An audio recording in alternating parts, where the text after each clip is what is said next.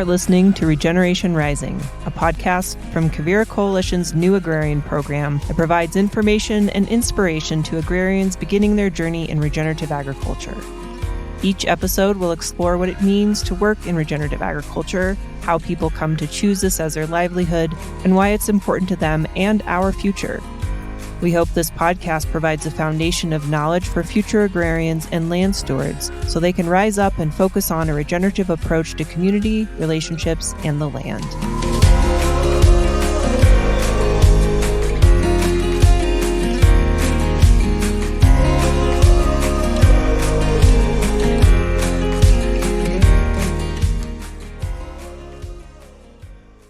Hello and welcome back to another episode of Regeneration Rising. I'm Taylor Muglia.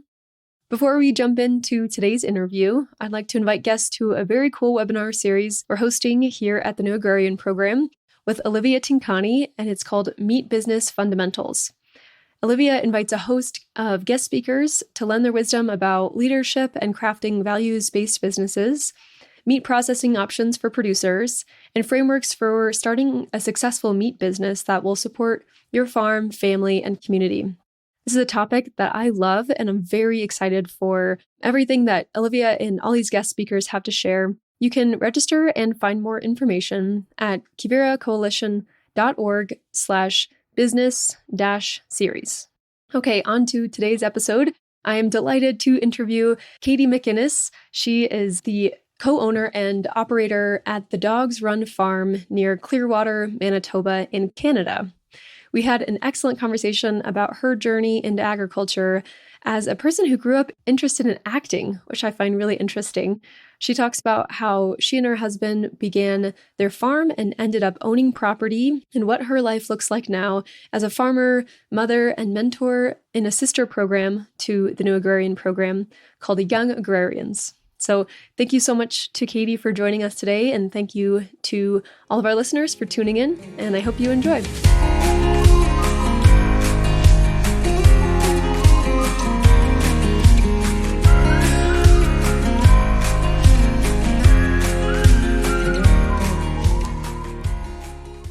Katie, thank you so much for joining us on the Regeneration Rising podcast. Well, thank you so much for inviting me. What a great happenstance to meet you at the Regenerate conference and get to now talk to you again. Yeah, for sure. So tell the audience, where are you calling in from today? I'm calling from our farm, which is near Clearwater, Manitoba in Canada. So to give a little bit of context, we're located quite close to the US-Canada border with North Dakota, where our farm is only 10 miles away from the border. We're considered southwestern Manitoba, but pretty far north for probably most of your listeners. Yeah, absolutely.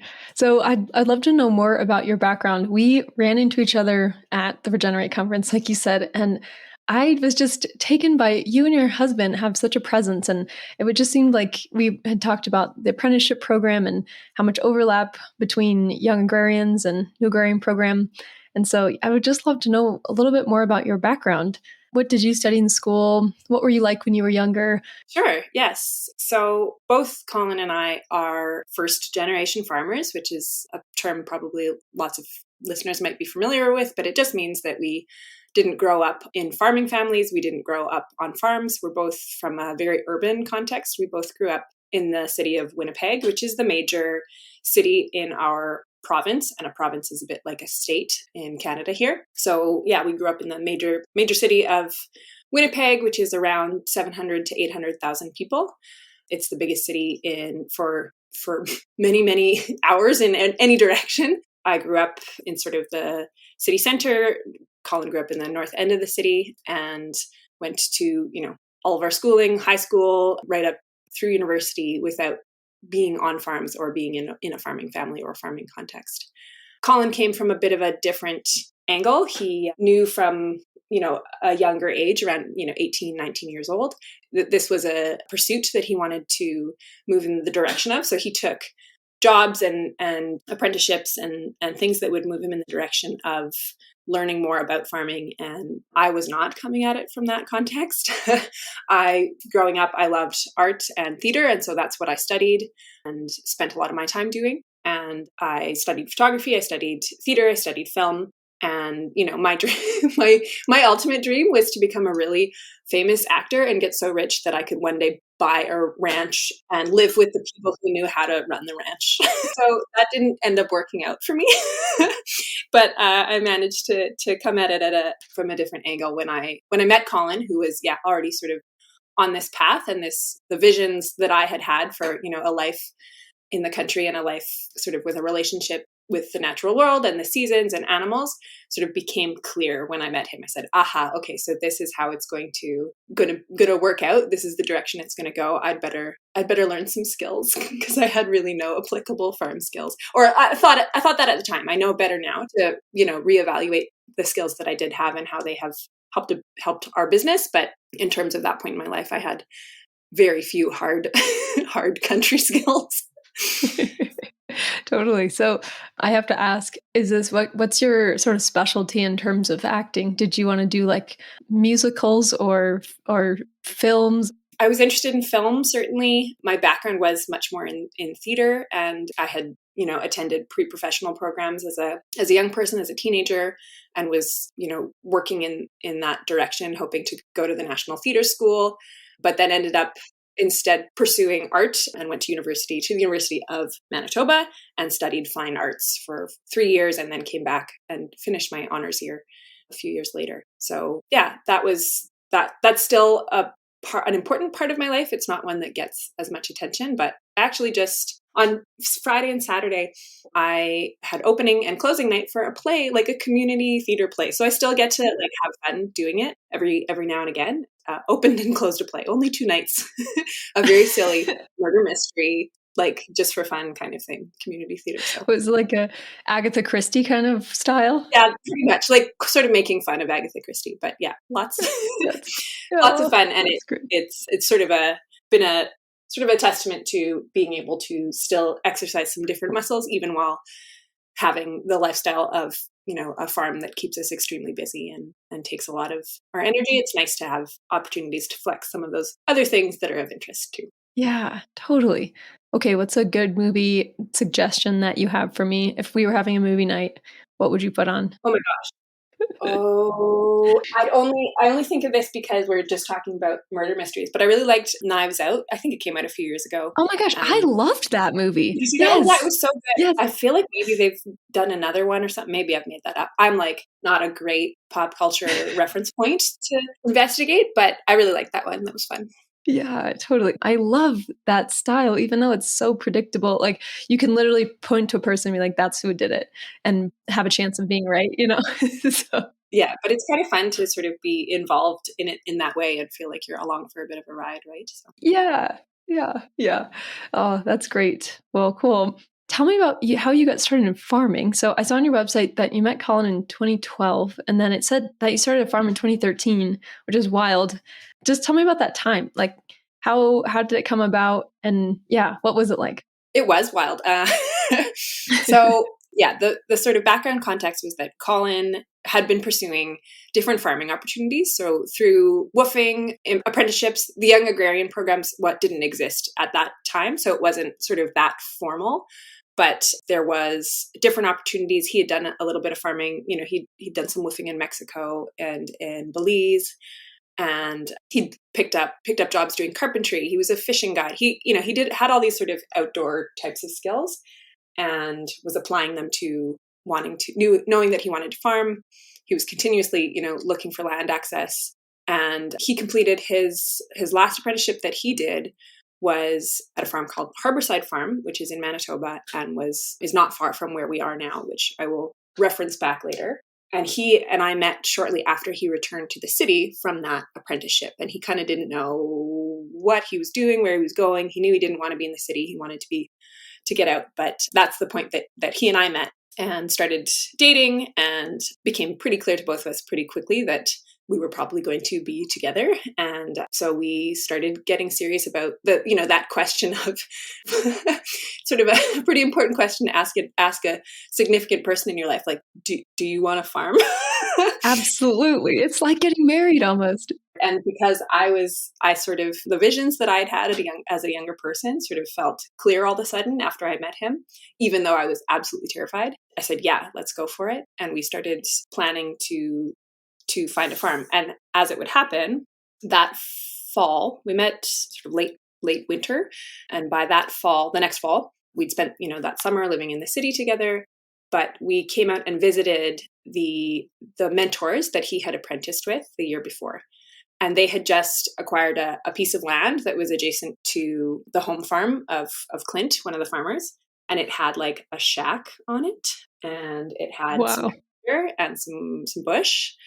And they didn't have particular plans for it other than this was sort of something they were, had invested in and purchased. And because they knew Colin was looking for land, they sort of showed it to him. And I was with him in that moment. And I had this feeling of like, oh, something's going to happen here. And I nudged him and I said, you should offer to do something with this place. And I mean, we'd only been dating for, 6 months or something at that point. So I didn't want to insinuate that like, and you should invite me. But that conversation came pretty close on the heels. And we decided that by the following spring, we would move out to this shack. And oh my gosh. Farm, which was, I look back and I am both proud of myself and I, shake my head a little bit because it was pretty ambitious to say the rustic. Least. Yes, it was rustic for sure.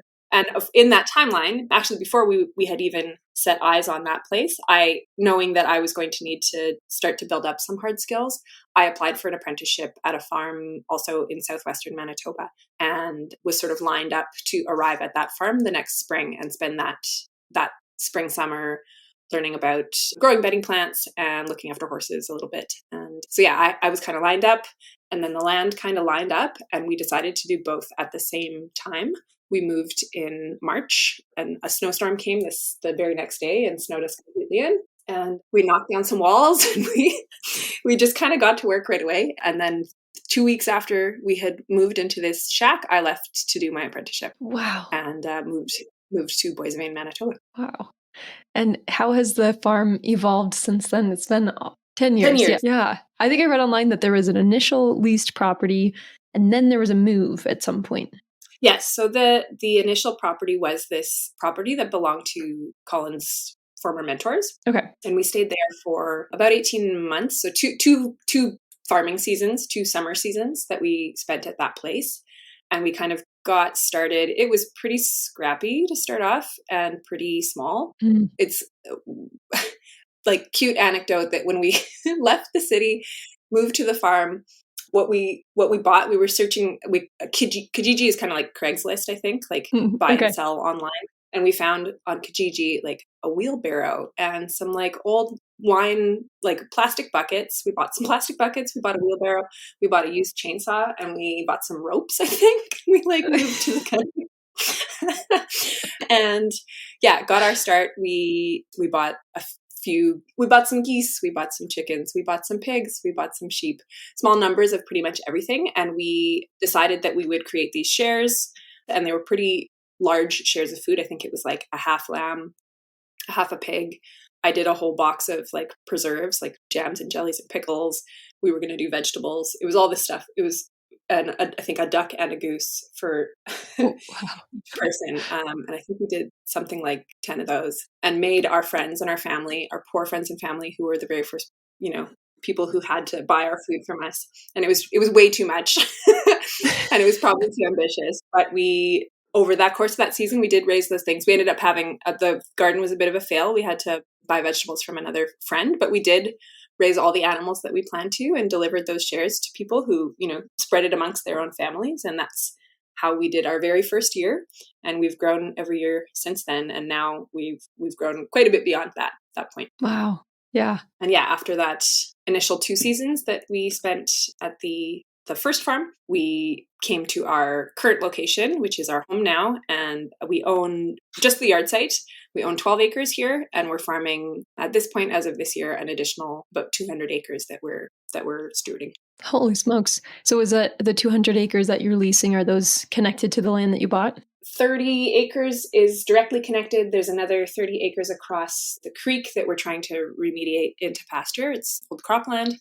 And then just at the end of our mile road, so it's really not very far at all, but not contiguous to the property, is another 160 acres of grazing land for the cattle herd we bought this year. Wow. Wow. That's quite an accomplishment.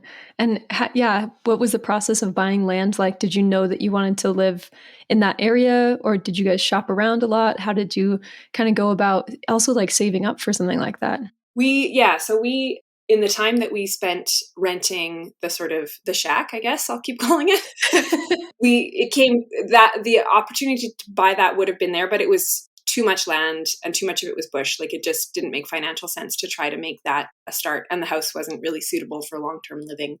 So that sort of put us on the path of looking at other options. And Colin had already been looking around the province for something for a number of years. So he'd had some ideas of what he wanted. And we looked at a number of places together. We actually even had one neighbor at that rented land who offered us a small piece that had like broken down house and a bunch of garbage on it. It was 7 acres. He said, "I'll sell it to you for $1 if you want to, if this is your place, if this is the right place."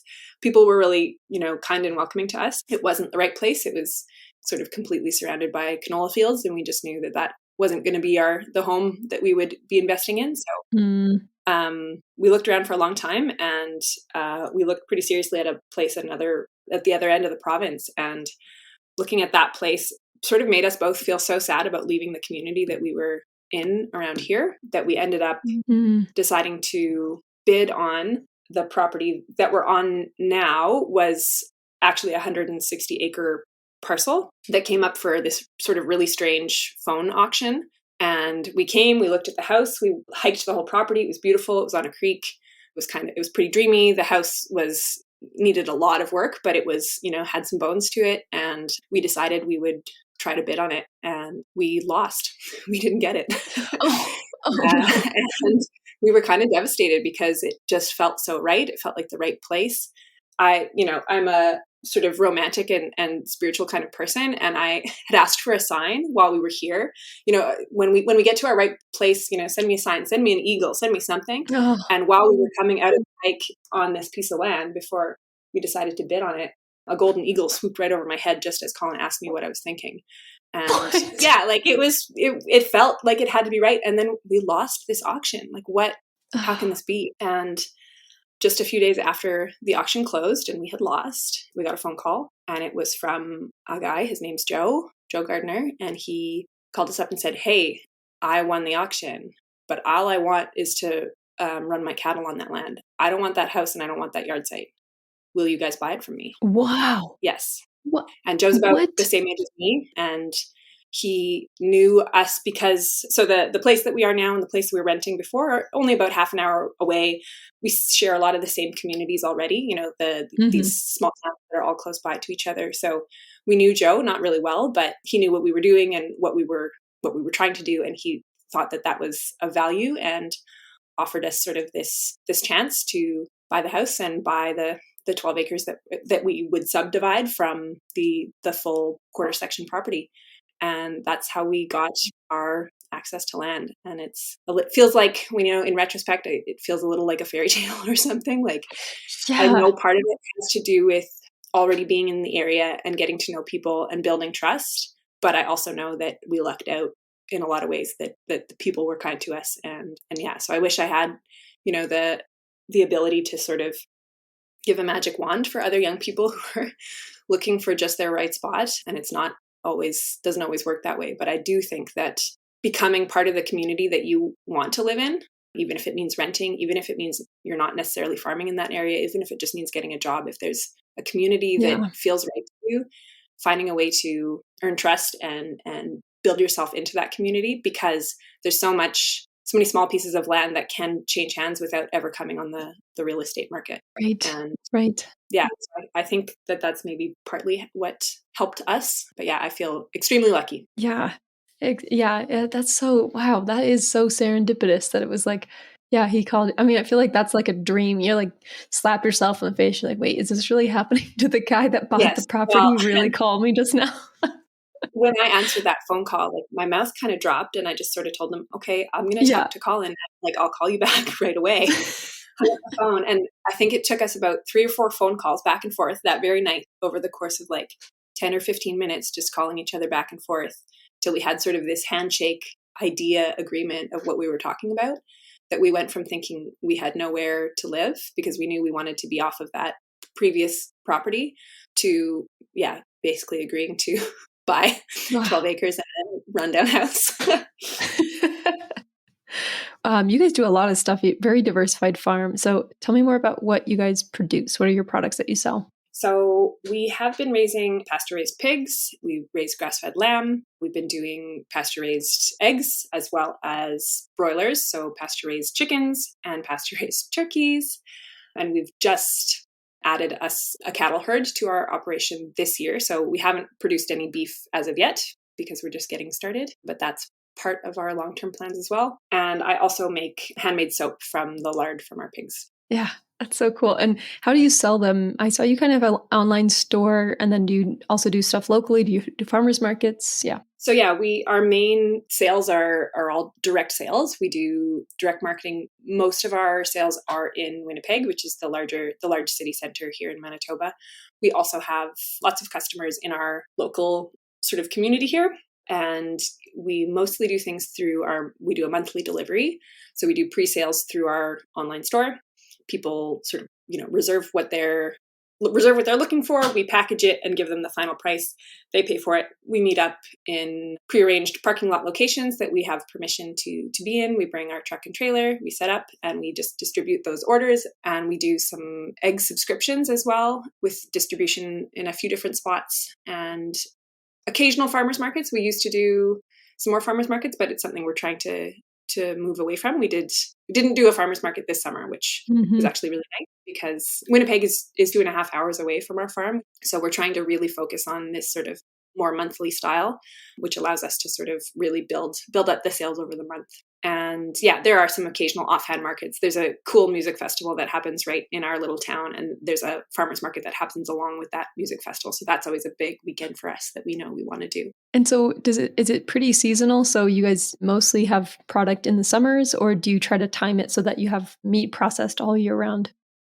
Yeah, we process all year round, and our poultry, the poultry operation sort of takes one sort of trajectory, whereas the pork and the lamb and soon to be beef take a different year-long trajectory. The poultry, because we're so located so far north, we can really only raise pasture-raised meat chickens for a very short period of the year. We have about 4 months or so that we can have birds on pasture. We're also limited by some quota limitations when it comes to poultry in our province and in Canada. So we can only raise a certain number of chickens, both the broilers and the laying hens, which means that we really can't scale those operations, but scaling them in our climate is a pretty big challenge to begin with. So we can raise 1,000 broiler chickens, 300 laying hens, and 100 turkeys. That's what we are legally allowed to do without purchasing quota.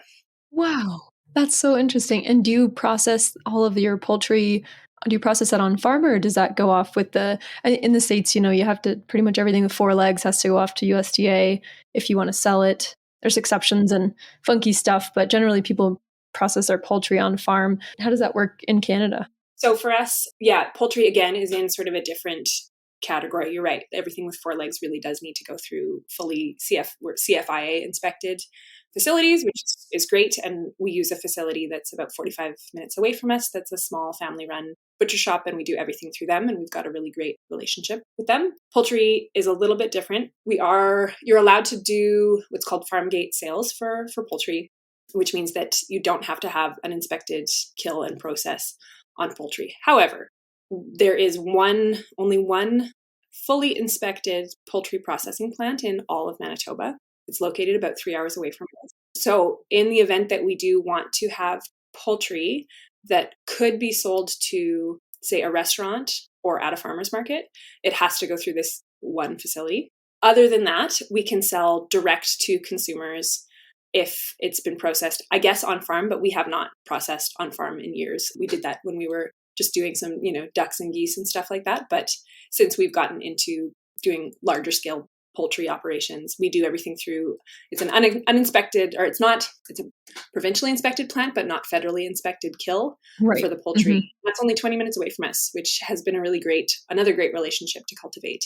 Yeah. So we're allowed to sell those uninspected chickens direct to customers, but we have to store them in a different, we can't have them stored with our inspected meat, all of our pork and our lamb and stuff like that. So there's a lot of different considerations. So the way that we've kind of worked that to make sense for our farm is doing the vast majority of our chickens as pre-sales with a certain pickup date. And people have to they order, their 2 or 5 or 10 or 15 or even 50 chickens. They have to say, yes, I'm going to come and pick them up in this parking lot on August 24th. Wow. And we basically, from like the slaughter to in our customers' freezers is over the course of just a couple of days. So we're not really holding those animals. We're, ideally paid for them right away, and we've moved them kind of out the door right away. It does mean a lot of logistics ahead of that in terms of the sales and marketing, but it seems to work well for us because then we're not handling or storing 1,000 different chickens. Yeah. We have been getting a smaller number of our chickens turned into cuts at the fully inspected location so that we can store and then sell those, chicken breasts, chicken wings, that kind of stuff over the winter months. Very cool. Very cool. Wow, it's pretty similar structure of a state inspected and then USDA inspected, but a lot of the folks in our state have quit on poultry. The margins are so small, and folks, I think there's a general hatred of poultry processing amongst a lot of butchers. I think it's like I think it's just doing that same thing so many times that I think chicken is the least favorite. So I feel like that's generally the direction the processing is going here. And it's so frustrating, but it's good to know that you have some options. You don't have to do it on farm.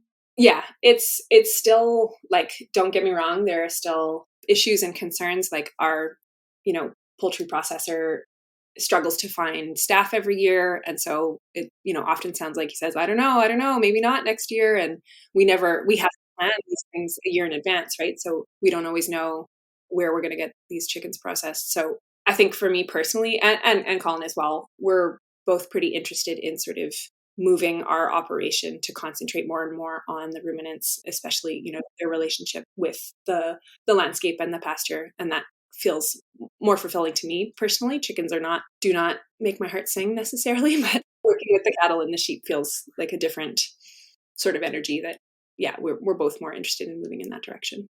Yeah, I have the same experience that we raise chickens and turkeys here, and there are turkeys on this landscape. Funny enough, we have a huge flock of wild turkeys that comes through, and so when we did raise turkeys, I really felt like, dang, this is a really ideal environment for them because even the wild ones are hanging out here. But I did kind of from a grassland grazing perspective with poultry, I felt like we were hitting the land a little bit too hard. It can happen really quickly with that hot nitrogen heavy manure. And so I felt like from a grazing perspective, it was just so much easier to work with sheep. I mean, they're tropical birds that are not, necessarily adapted to a grassland ecosystem. Yeah. And we're trying to, we're always trying to, make something find the middle ground between profitability and species appropriateness and how everything should be raised and in relationship with the land. And it's a tricky one. I mean, we've been domesticating animals for thousands and thousands of years, but the systems are not perfect. And I have a lot of thoughts in terms of the relationship between us and animals and the earth and these ideas of what's natural and what's appropriate. And it's sort of all still a work in progress. Mm-hmm. That kind of leads me to my next question. What does it feel like the biggest strengths of the operation are? And what does it feel like? It sounds like the poultry might be one of these weaknesses, but what are the weaknesses that you're like, ooh, we could probably trim that, or I don't love that, or we got to get better at that system? Yeah.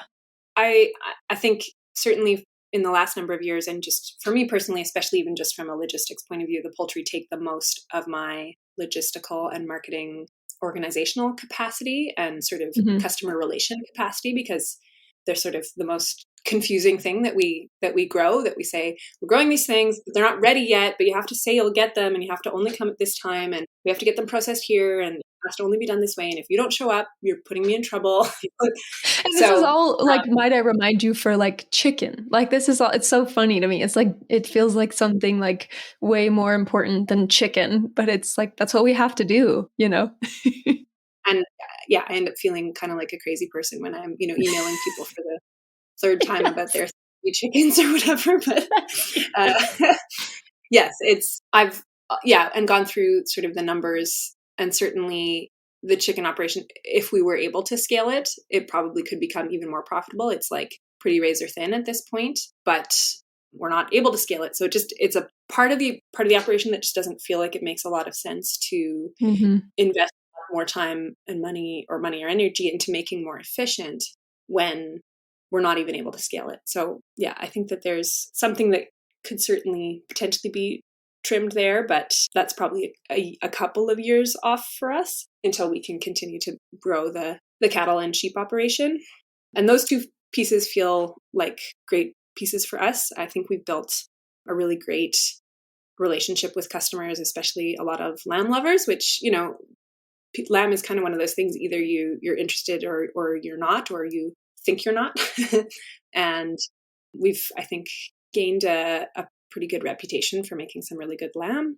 And I'm hoping we can do the same thing for beef. And our eggs as well seems to be like a really great use of our time and efforts. Unfortunately, I wish we could scale that one a little bit more too, but unfortunately, we're at our quota exemption limitation with our 300 hens. And I mean, yeah, you're asking about strengths and weaknesses. And I think I'd have to say that, outside of the sort of directly thinking of in enterprise terms, that I think one of our strengths is our honesty and transparency. That's something that we work really hard to be with our customers, to explain what we're doing and why we're doing things and what our sort of vulnerabilities are and what's working well for us. And I think we've built a lot of trust with our customers, and even just our social media following. And we have a really great group of people cheering us on. Even if they're not customers, we've got people who seem to really want to support us in whatever way they can. And I think that's been a really rewarding part of being in business. And in terms of weaknesses, I think that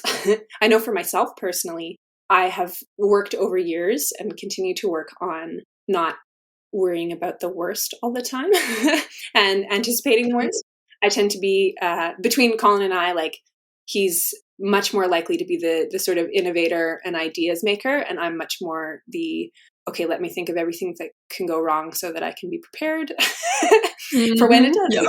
So we've had to find ways to communicate those different styles and balance each other out. And I think, we have chosen each other for a reason, but finding ways to not have that be the very first reaction to new thoughts and ideas and change on the farm, because I mean, things change all the time and change continuously. And we are dealing with, a changing world every year, and climate change, and adaptability is pretty important. So that's a great answer. Yeah. I feel like that is something that I learned too, is like, you have this illusion that it's going to be some stable situation, some stable like operation that you feel good about, and it's just going to continue on. And then I learned quickly that it is a different game every single season. Like, there is something new about every single year, especially with water. I'm sure your climate is no different, that it's just every year we're like, what's it gonna be? We're either going to be running 100 sheep or nothing. Well, being at the conference just a couple weeks ago in Santa Fe, and hearing all the different speakers and just talking to different people who were attending, the amount that farmers and ranchers in your area are having to consider water and the brittleness, like it put things in perspective for me. I mean, we've been farming in drought almost most of my 10 years of farming.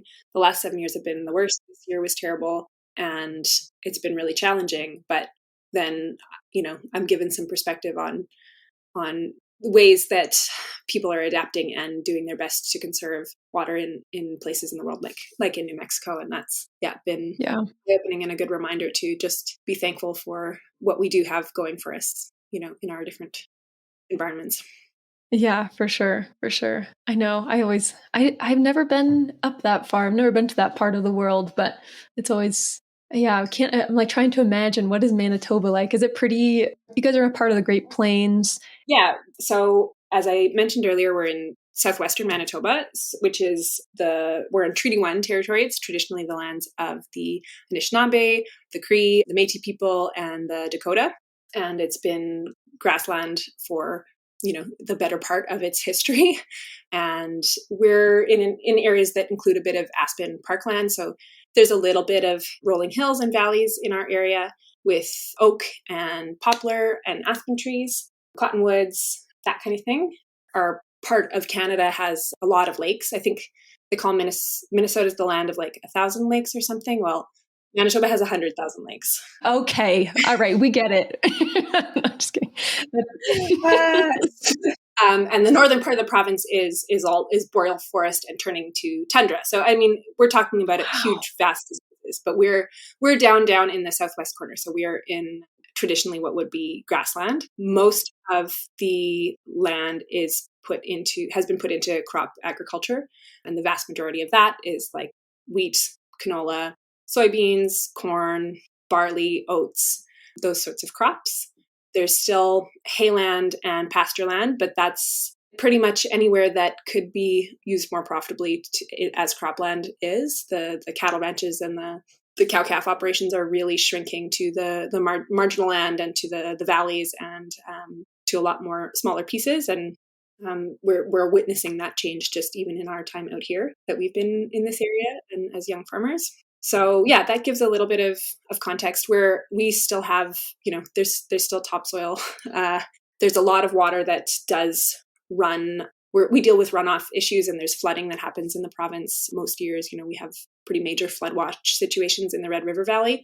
We're in a different river valley where things are not quite as dire, but yeah, water management is definitely an issue. And yeah, we've been experiencing drought, so way less rainfall in the last number of years. And that's been affecting a lot of farmers' livelihoods and planning. And certainly this year and 2021 was, probably most people would recognize that was sort of a huge North America-wide drought, whereas the drought that we experienced was very, very, very isolated, like different.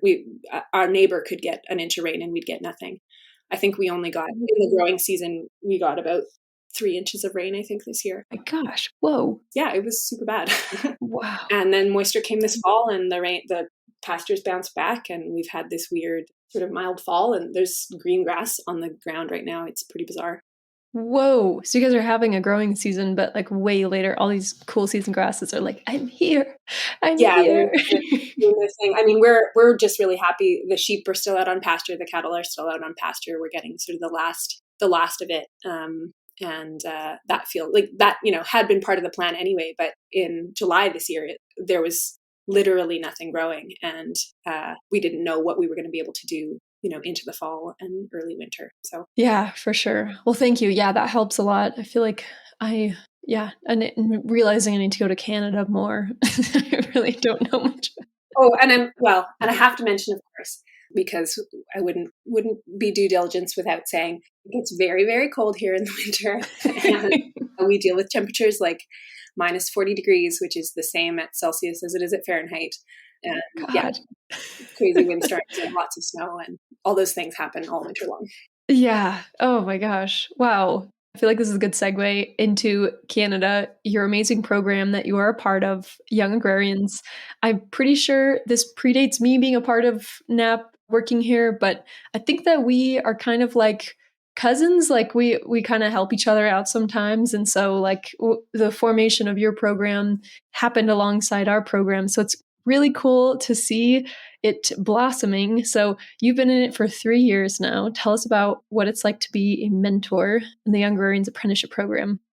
Yeah, that's my sort of understanding too. They're sort of like, sister programs, and there's been some overlap and inspiration between the two. So yeah, Young Agrarians has been running a mentorship program across the prairies. So that's Manitoba, Saskatchewan, and Alberta for the last 3 years. And we've been participating as a mentor host farm for the last 3 years. And we got involved because we had connections who were part of the Young Agrarians organization and staff. And they sort of tapped us and said, look, we're going to start doing this mentorship program. Is this something you'd be interested in? we hadn't had any employees at that point, and we'd just done everything, the two of us. And we were ready 3 years ago to really start to look at growing the farm. I was also expecting my first, our child. So we knew we were definitely going to need some more hands around. And yeah, so we agreed to join in, and it's been just such a wonderful experience and has really shaped our whole lives, really, because of the way that we've approached it as something quite immersive. The way that we've designed our personal, apprenticeship on our farm is that the apprentice is living and working with us for 6 to 7 months and living in our home. We're eating all our meals together. We are, showing them all parts of our business and all aspects of what we're doing and how we're raising animals on the farm. We've created relationships with our 3 apprentices that we've had through the program that are like family and are still like family. I love this transition. I've just interviewed somebody else that was just at that transition of wise old mentor, but you are very wise. You have this incredibly usable experience for these young people, and you can speak their language. You can really connect with them in a really interesting way. And so, yeah, tell me about what surprised you the most about mentorship. Well, yeah, I mean, I think for us, a big part of the reason we wanted to be involved was because both Colin and I had experienced mentorship as new first generation, not from farm family farmers. And it was just so important to us that we were able to offer that once we felt our feet were under us. And so when the timing did feel right, we sort of opened our home and our farm up to that opportunity. I mean, I don't know if I would say that it's surprising, because it was sort of, what I hoped and how I approached it and designed it, but just how important these individuals have become to us and are like family. And, our apprentice from our first year, who was from Manitoba, I mean, she still comes and helps out and hangs out, and we bake Christmas cookies together every year, and we're like family. And our apprentice for this year just left today. Catherine had a wonderful season here, and we were so thankful to get to work together all summer long. And our apprentice Victoria from last year went on and did another grazing, can't remember the title of the job, but she got a farming job immediately after leaving our place, and was ranching in Quebec, which is just such a huge compliment. I think I take it as this huge compliment when the people who have come through with us and have lived with us and been through the intense growing and farming season still want to farm and still want to talk to us after. I feel like I've done something right in the world. And our mentorship and relationship with each of these people continues to this day. And it's so special. And yeah, I don't think I could have envisioned that, even 3 years later, that my mentee would still want to hang out with me. Yeah, that's so cool. Yeah. And it just kind of too, I think farming can sometimes be really isolating, and you're spending a lot of time in your own home and on your own land. And so, yeah, it feels like there are these really meaningful connections that, yeah. And you say something about the design of it. Sort of what was your intention? How did you design this program to be successful? Did you specifically say we're going to do this thing? What was the design process like?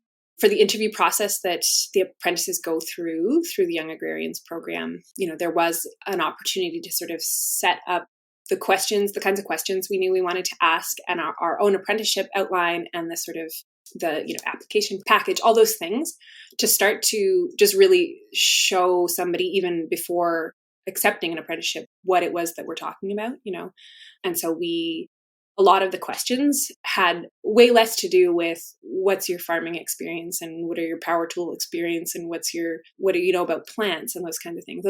That was not nearly as important to us as, how do you feel about cooking for a group? How do you feel about living with kids? How do you feel about, talking through communication issues? How do you feel about living with us together? Is this what the relationship that's going to work? It's kind of like interviewing a roommate. And we wanted the people who we were interviewing and subsequent apprentices to feel like they could interview us back, right? So we really welcomed a lot of questions. We welcomed a lot of, specifics about what it kind of looked like. And yeah, for me personally, when we were doing our first round of interviews, I was very pregnant and looking and knowing that, somebody was going to be, provided we had made a match with somebody, someone was going to be coming to our farm when our kid was 6 weeks old. And my that was going to gosh. be really intense. And so it had to be the right person. And it couldn't just be anybody on both ends, right? It had to be somebody who was willing to see us in that really vulnerable place in our life, and somebody that we were willing to share our space with and work alongside and mentor, through that really pretty intense time. And it just turned out that we did get pretty much the perfect fit, I think, and felt really lucky for that. Yeah, tell me more about being a mom and farming. Like, what are some ways that you've learned to balance things? It's certainly an aspect I talk a lot about with, anyone who'll listen. But the apprentices that we've had so far, for sure, it comes up as and they've got front row seats to watching our parenting and the struggle of trying to get things done in a day and attend to all the different needs. And also we've been so lucky that each of those people has become like a member of the family and is like a big sister, auntie, cousin person to our son, and is by design too. That's sort of the big hope that relationship comes out of it as well. And in terms of, being a parent and farming, I think it's probably, the thing that occurs to me the most is the same for somebody who's not farming. And it's the hardest thing is having a support network. And it's such a simple thing to say, but it's such a complicated and difficult and really often very unattainable thing for new parents, especially farming parents, to find enough, because just like the farm is sort of this bottomless pit of needs, a kid is a bottomless pit of needs as well. And there is no such thing as like enough support. I've never said to a grandparent or something like, no, we don't need you. We've just never really said to somebody that we don't need, another day of help or another set of hands. So we have childcare, like he goes to daycare a couple of days a week. My mom, who ended up, she and my stepdad moved to a town half an hour away from us, which is pretty amazing. Comes a couple mornings a week. Colin's mom bought a little house to be her grandma cabin in our teeny little town. So Grandma cabin. It's amazing. I don't know how, again, we just sort of got, I guess it's extremely lucky, or there's something that we've done to bring people to us, and that our apprentices have they've pitched in and love our kid as much as we do. Like we've lucked out in that way, totally. But I still don't feel that balance has been achieved. It's a balance I'm still looking for. I think for me, the imbalance has been actually just time outside on the land has been the big sacrifice, because somebody typically has to be with the kiddo, and Colin's skills are much more broadly applicable to the outside work on the farm, whereas mine are much more broadly applicable to the behind the scenes organizational, marketing, administrative tasks that can get done while you're, holding a baby, and can kind of you can answer an email between playing trains and those kinds of stuff. So that balance for me is what has been the most notable aspect that I'd like to, my goal for next season is to try and find a bit more balance there. In terms of your apprentices, it's so interesting that you mentioned the fact that the hard skills are actually not as important as the softer skills. And so I'd love to hear, like, in your opinion, after you've seen a couple of these apprentices come through, sort of what's one skill that you think that apprentices overall could use some work on? And I actually think I want to ask you about a soft skill in particular. It's something, it kind of goes hand in hand for also a skill that the mentor has to have as well, because it's unfair because it's a mentorship. It's not just a job, right? This is a mentorship situation. Everything is hand in hand with the mentor and mentee. Like, there isn't just this agreement of you do your job and I'll do my job. Everything has to have this overlap. People who are interested in trying something like an apprenticeship are often people who are pretty good at the things that they try to do when they try something new. Somebody who's willing to take that much of a step and a risk has probably been pretty good at a lot of the new things that they try. And so I think a good skill is to allow yourself the grace to not be so good at everything. Give yourself permission to fail and to be learning and to not pick it up exactly. I think we get these romantic ideas in our head, myself certainly, that you're just going to go out there and be, roping cattle on your first try, or doing everything perfectly right away because you're just so suited to this beautiful life. it's a skill. It is a skill that needs exercising to have that sort of both humility and grace with yourself, to allow yourself to fail and mess up sometimes, because that's exactly how you're going to learn these new skills. And of course, that goes hand in hand with the mentor needing the skill to remember that they're mentoring, and that they need to allow for that learning opportunity to take place, even if it's challenging to have to walk through things slower and go through things again, and all those things that mentorship takes, that is not the same as just having a staff person. What are some visions that you have for the future? As I've discussed a little bit, I think if we're able to continue to grow the sheep and the cattle in particular, that's sort of what we're talking about right now as our goals. A lot of that is dependent on land access, of course, but we're working with our own mentors. Having through the Young Agrarians program, we actually became mentees in the business mentorship network as we were beginning our cattle herd. And we signed on with our own mentor, who we were already kind of bringing to the table anyway, because we were in some discussions about buying cattle and renting land from them. Their names are Don and Diane Guilford of Guilford Hereford Ranch, and they have been just the right people for us to start learning about the cattle business from. And that's been a really great experience to learn from some seasoned ranchers while we get our start. And so there could be opportunities in the future to grow through them, I hope.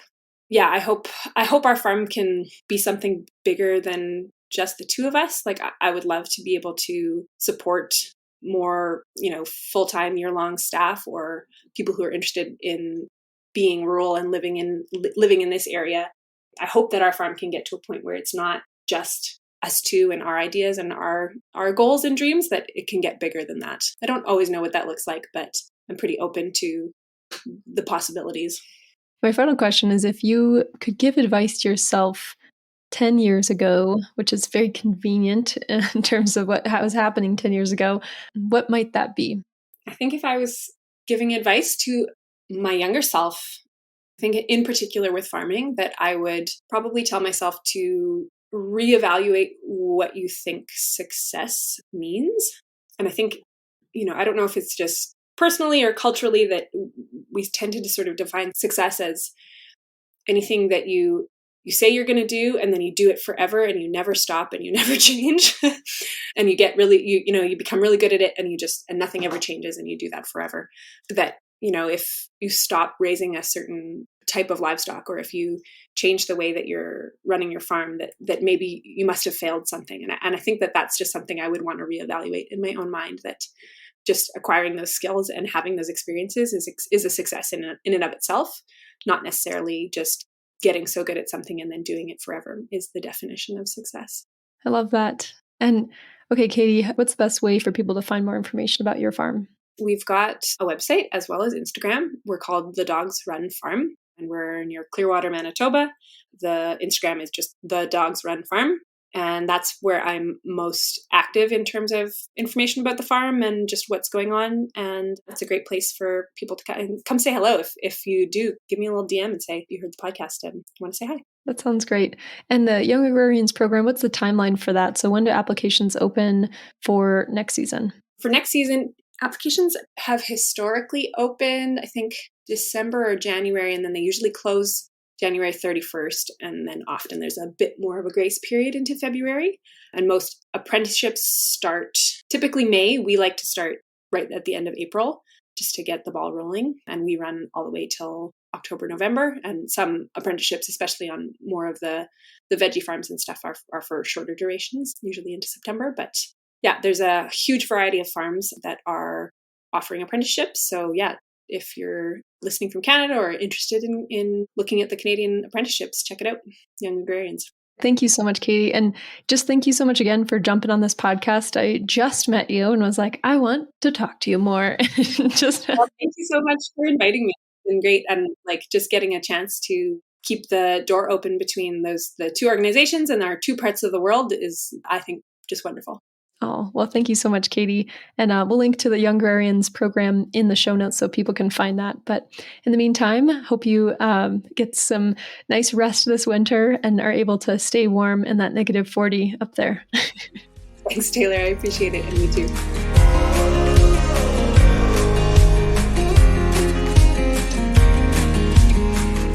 Thank you so much for tuning in. If you'd like to connect to the broader Quivira community of ranchers, farmers, conservation and government agency professionals, educators, nature nerds, curious consumers, and more, we're excited to have you. Our website is quiviracoalition.org, and in the upper right, click on Get E-News to sign up for our newsletter, where we share happenings and events, learning opportunities, job postings, and more. Also, if you're enjoying this podcast, please leave us a review and a rating. It really will help other people find us and maybe even find their next step in regenerative agriculture. Thanks so much, and see you next time.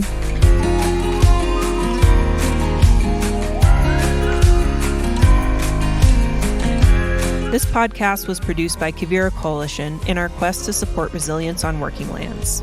Learn more about our work and how you can support regenerative agriculture and solutions to climate change at quiviracoalition.org. This episode was edited and engineered by Caleb Wenzel-Fisher. A Folk Story, our theme music, was made by Alex Cristoforetti, and we're grateful for our guests who take time out of their busy lives to share their experiences with us.